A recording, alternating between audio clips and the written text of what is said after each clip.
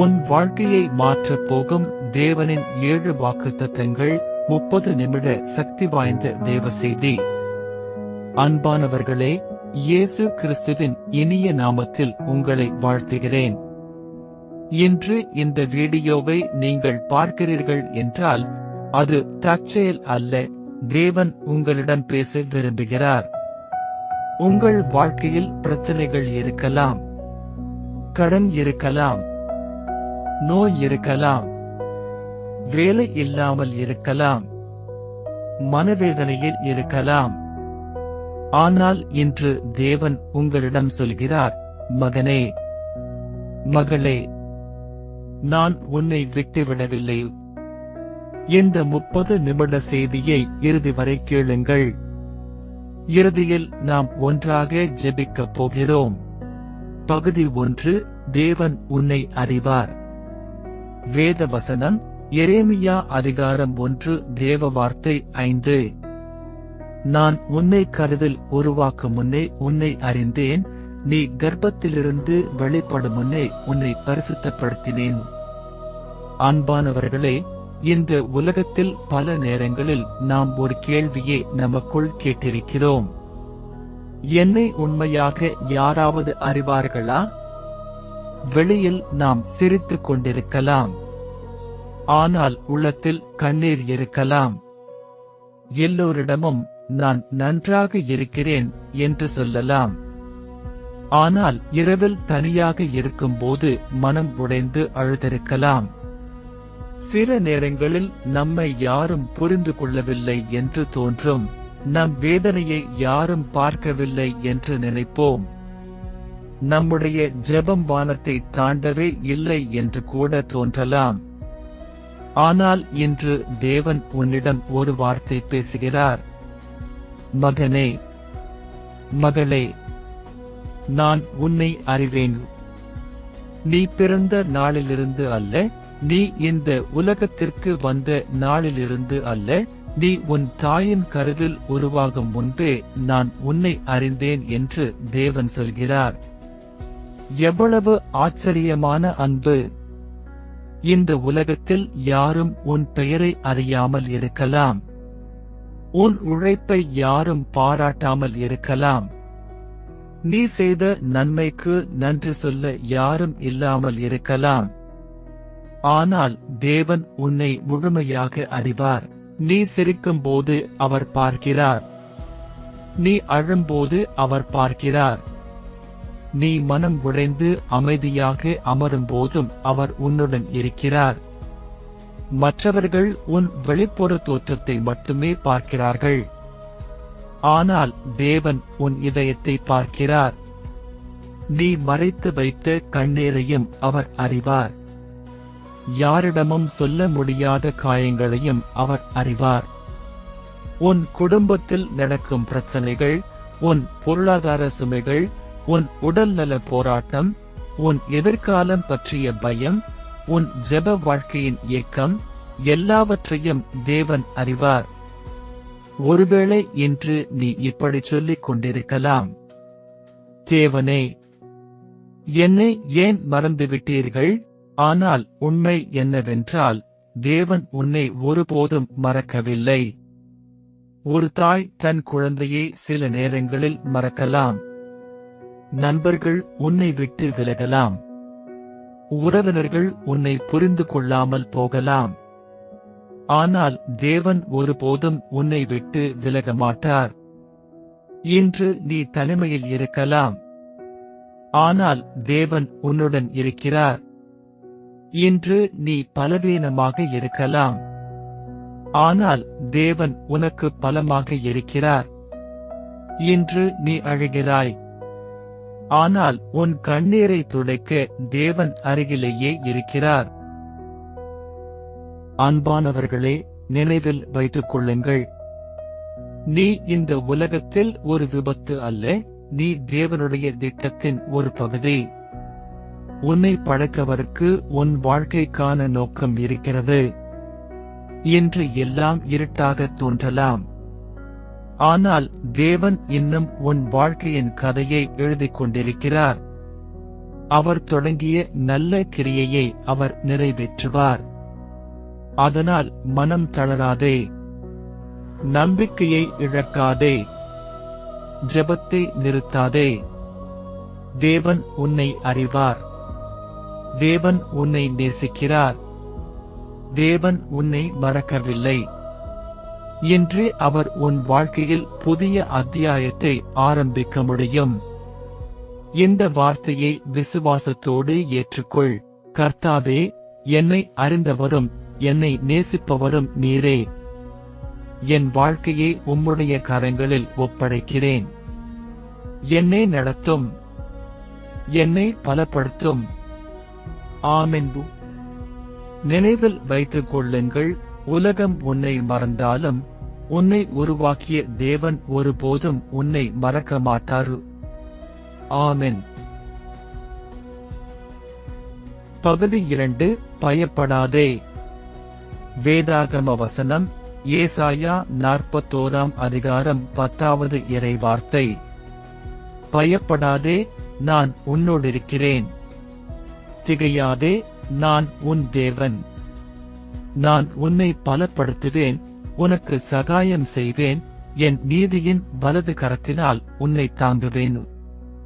அன்பானவர்களே, இன்று இந்த உலகத்தில் பயமில்லாமல் வாழ்கிறவர்கள் மிகவும் குறைவு. ஒவ்வொரு மனிதனுடைய உள்ளத்திலும் ஏதோ ஒரு பயம் இருக்கிறது. நாளை என்ன ஆகும்? என் குடும்பம் எப்படி இருக்கும்?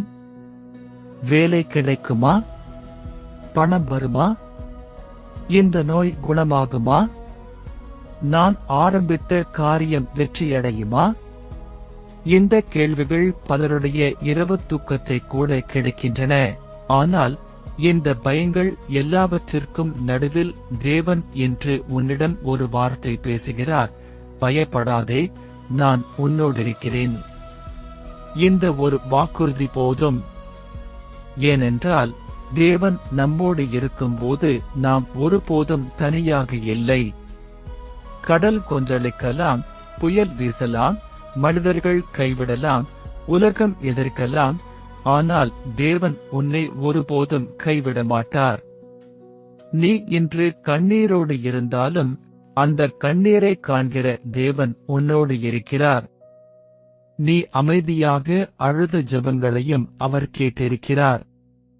நீ யாரிடமும் சொல்லாத வேதனையையும் அவர் அறிவார். அதனால்தான் அவர் மீண்டும் சொல்கிறார், பயப்படாதே, நான் உன்னோடிருக்கிறேன். உன் வாழ்க்கையில் எத்தனை கதவுகள் மூடப்பட்டாலும் தேவன் திறக்கும் ஒரு கதவை யாராலும் மூட முடியாது. மனிதர்கள் முடியாது என்று சொல்லலாம். ஆனால் தேவன் நான் உன்னோடு இருக்கிறேன் என்று சொன்னால் முடியாதது கூட முடியும். இன்று நீ பலவீனமாக உணர்ந்தால் அவருடைய பலம் உனக்காக இருக்கிறது. நீ சோர்ந்து போயிருந்தால் அவர் உன்னை தூக்கி நிறுத்துவார். நீ விழுந்திருந்தால் அவர் உன் கையை பிடித்து எழுப்புவார். அன்பானவர்களே, உலகத்தின் சூழ்நிலையை பார்த்து பயப்பட வேண்டாம். தேவனின் வாக்குறுதியை பார்த்து தைரியமாக இருங்கள். ஏனென்றால் தேவன் உன்னுடன் இருக்கும்போது உலகமே எதிர்த்தாலும் இறுதியில் வெற்றி உன்னுடையதாக இருக்கும். ஆகவே இன்று முதல் பயத்தை விடுங்கள். தேவனை நம்புங்கள். அவர் உன்னை நடத்துவார். அவர் உன்னை பாதுகாப்பார். அவர் உன்னை ஆசீர்வதிப்பார். பயப்படாதே, தேவன் உன்னோடிருக்கிறார். ஆமென். 3. ஜெபத்தின் வல்லமை.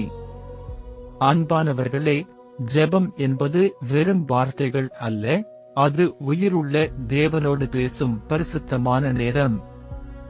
நாம் மனிதர்களிடம் எல்லாவற்றையும் சொல்ல முடியாமல் இருக்கலாம். சில வேதனைகளை யாராலும் புரிந்து கொள்ள முடியாமல் இருக்கலாம். ஆனால் தேவனிடம் மறைக்க வேண்டியதில்லை. நீ அழும்போது தேவன் உன் கண்ணீரை காண்கிறார். நீ தனிமையில் இருக்கும்போது அவர் உன் அருகிலேயே இருக்கிறார். நீ அமைதியாக இருந்தாலும் அவர் உன் இதயத்தின் ஒவ்வொரு துடிப்பையும் அறிகிறார். சில நேரங்களில் ஆண்டவரே என்னை காப்பாற்றும் என்ற ஒரு வரி ஜெபமே போதும். அந்த ஒரு ஜெபம் வாழ்க்கையின் திசையை மாற்றிவிடும். வேதாகமத்தில் பலர் ஜெபத்தின் மூலம் அற்புதங்களை அனுபவித்தார்கள். அன்னாள் ஜெபித்த போது தேவன் அவளுடைய கண்ணீரை கண்டார். தானியேல் ஜெபித்த போது சிங்கக் குகையிலும் தேவன் அவரை காத்தார். எலியா ஜெபித்த போது வானம் மழையை பொழிந்தது. அதே தேவன் இன்றும் மாறவில்லை. உன் குடும்பத்திற்காக ஜெபி. உன் பிள்ளைகளுக்காக ஜெபி. உன் வேலைக்காக ஜெபி. உன் உடல் நலத்திற்காக ஜெபி. உன்னை வெறுப்பவர்களுக்காகவும் ஜெபி. ஒவ்வொரு ஜெபமும் தேவனுடைய சந்நிதியில் வீணாகப் போவதில்லை. அவருடைய நேரத்தில் அவருடைய சித்தத்தின்படி அவர் பதிலளிப்பார். எரேமியா அதிகாரம் 33 இறைவார்த்தை 3 கூறுகிறது, என்னை நோக்கி கூப்பிடு, அப்பொழுது நான் உனக்கு பதிலளித்து நீ அறியாத பெரிய காரியங்களை உனக்கு அறிவிப்பேன். என்று உன் ஜெபத்தை நிறுத்தாதே. பதில் தாமதமாகலாம், ஆனால் தேவன் ஒருபோதும் தாமதிப்பதில்லை. விசுவாசத்தோடு ஜெபி. நம்பிக்கையோடு காத்திரு. உன் வாழ்க்கையில் தேவன் நிச்சயமாக செயல்படுவார். ஆமென். பகுதி 4. காத்திருப்பதின் ஆசீர்வாதம். நாம் பல நேரங்களில் தேவனிடம் ஜெபிக்கிறோம். ஆண்டவரே, எப்போது என் பிரச்சனை முடியும்? எப்போது என் வாழ்க்கை மாறும்? எப்போது நான் இந்த கண்ணீரிலிருந்து வெளியே வருவேன்? ஆனால் பதில் உடனே வராதபோது சிலர் நினைக்கிறார்கள், தேவன் என்னை மறந்துவிட்டாரோ? இல்லை.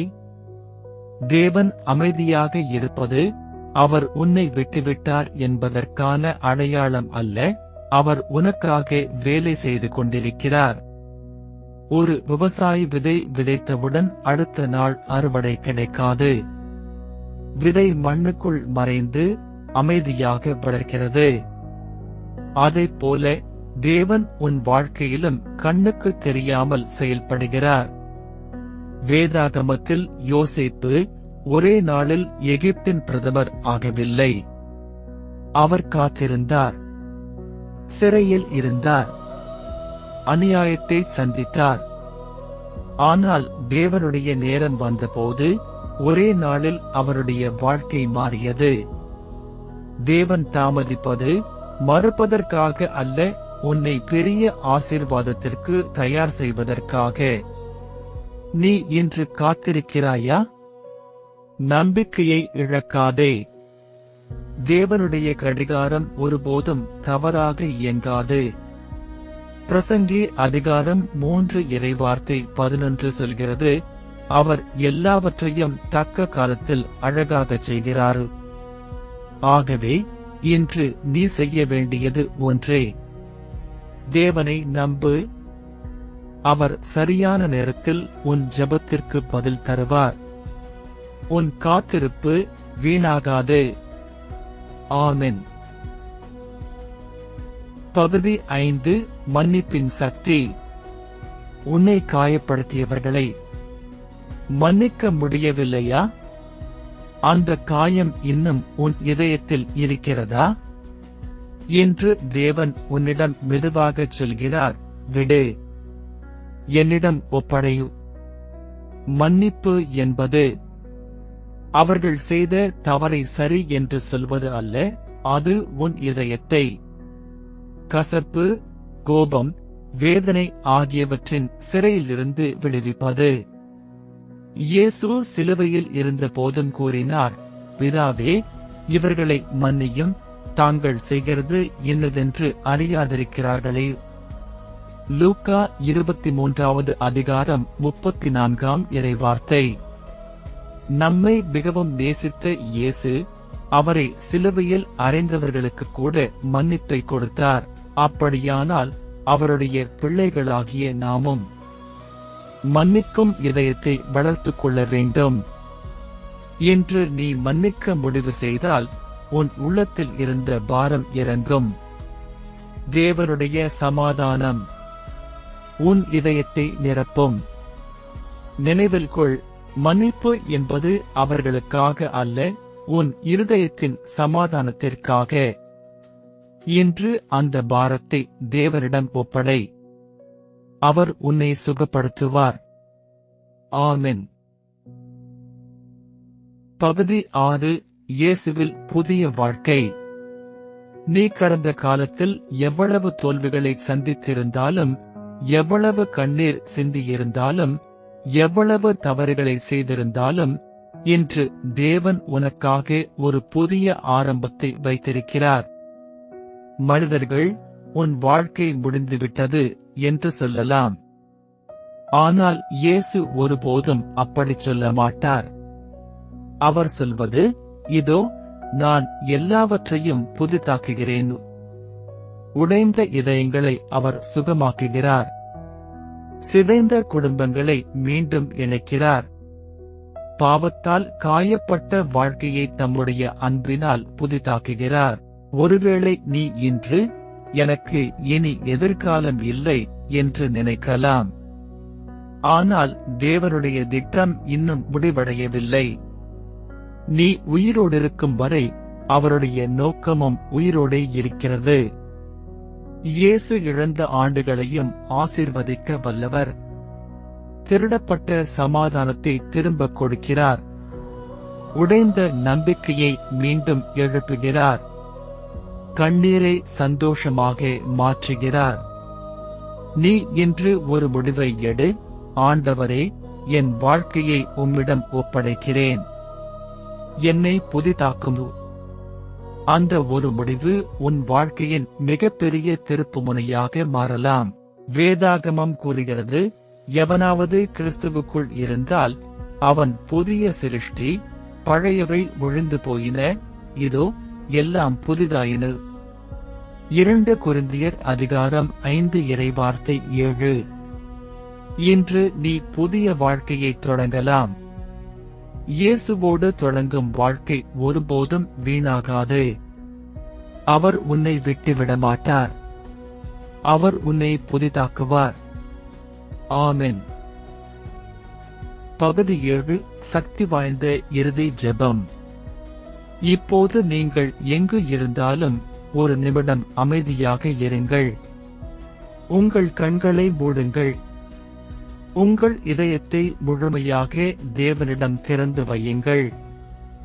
அவர் உங்கள் கண்ணீரையும் உங்கள் வேதனையையும் உங்கள் ஜெபத்தையும் அறிந்திருக்கிறார். விசுவாசத்தோடு என்னுடன் சேர்ந்து ஜெபியுங்கள். பரலோக பிதாவே, உம்முடைய பரிசுத்த நாமத்தை மகிமைப்படுத்துகிறோம். இந்த வீடியோவை பார்க்கும் ஒவ்வொரு சகோதரனையும் சகோதரியையும் உம்முடைய கரங்களில் ஒப்படைக்கிறோம். அவர்களின் வாழ்க்கையை உம்முடைய அன்பாலும் கிருபையாலும் நிரப்பும். ஆண்டவரே, நோயால் வேதனைப்படுகிறவர்களை உம்முடைய வல்லமையால் சுகமாக்கும். மனவேதனையில் இருப்பவர்களுக்கு ஆறுதலை அளியும். வேலை தேடுபவர்களுக்கு புதிய கதவுகளை திறக்கும். பொருளாதார கஷ்டத்தில் இருப்பவர்களுக்கு வழியையும் ஆசீர்வாதத்தையும் கொடுக்கும். கடனின் சுமையால் துன்பப்படுகிறவர்களுக்கு விடுதலையையும் ஞானத்தையும் அருளும். உடைந்த குடும்பங்களை மீண்டும் ஒன்றிணைக்கும். கணவன் மனைவிக்குள் அன்பையும் சமாதானத்தையும் வளர்க்கும். பெற்றோர்களையும் பிள்ளைகளையும் உம்முடைய அன்பில் இணைக்கும். பயத்தில் இருப்பவர்களுக்கு தைரியத்தையும், குழப்பத்தில் இருப்பவர்களுக்கு தெளிவையும், நம்பிக்கை இழந்தவர்களுக்கு புதிய நம்பிக்கையையும் அளியும். ஆண்டவரே, இந்த வீட்டில் உம்முடைய சமாதானம் நிறைந்திருக்கட்டும். தீமையின் எல்லா கிரியைகளிலிருந்தும் காத்தருளும். உம்முடைய பரிசுத்த ஆவியானவர் வழிநடத்தி ஒவ்வொரு நாளும் வெற்றியின் பாதையில் நடத்தும். நாங்கள் கேட்கும் எல்லாவற்றையும் உம்முடைய சித்தத்தின்படி நிறைவேற்றும். எல்லா மகிமையும் உமக்கே உண்டாவதாக. எங்கள் ஆண்டவரும் இரட்சகருமான இயேசு கிறிஸ்துவின் வல்லமையுள்ள நாமத்தில் ஜெபிக்கிறோம். ஆமென். இந்த ஜெபம் உங்கள் இதயத்தை தொட்டிருந்தால் ஆமென் என்று கருத்தில் எழுதுங்கள். இந்த செய்தி ஆசீர்வாதமாக இருக்கும் என்று நினைத்தால் மற்றவர்களுடனும் பகிருங்கள். தேவன் உங்களை ஆசீர்வதிப்பாராக.